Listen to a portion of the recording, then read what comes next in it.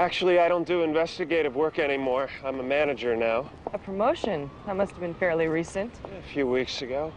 But prior to that, you were an online investigator. Right. One of the people you tracked was a woman named Tracy Conley. Name doesn't ring a bell. What about Virgil Rice? Sorry. You know, that surprises me, Mr. Kitson. Since you worked with Mr. Rice on 4 separate occasions, each one involving Tracy Conley.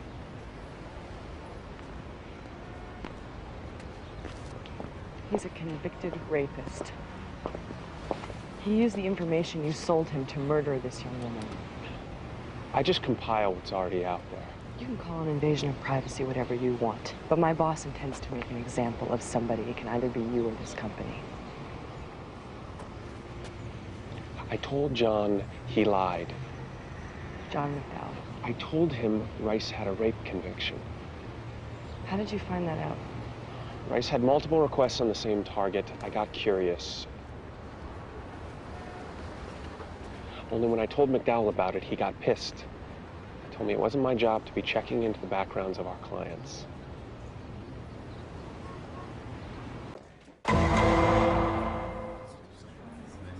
Every email you send contains a hidden header with your IP address.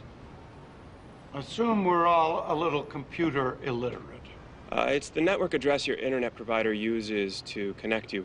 Once I link a person with it, I can search wherever that person's been online and what they've said or done once they got there. Did you track Tracy Conley using this method? For Virgil Rice. Did there come a time when your work for Mr. Rice began to concern you? Yes, when I found out he had a criminal record. Did you tell anyone about those concerns? I told Mr. McDowell. What was his reaction? He ordered me to stop checking into the backgrounds of clients. He said that it was against everything that the company stood for, that it was bad for business.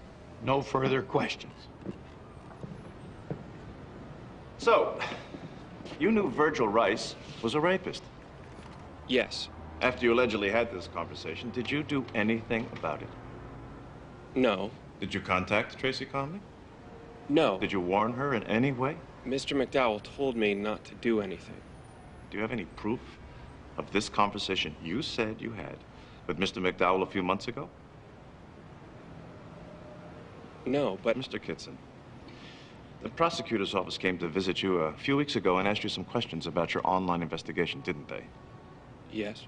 Isn't it a fair statement that if you didn't implicate Mr. McDowell, you might very well be the one on trial here today? Objection. Withdrawn. No further questions, Your Honor.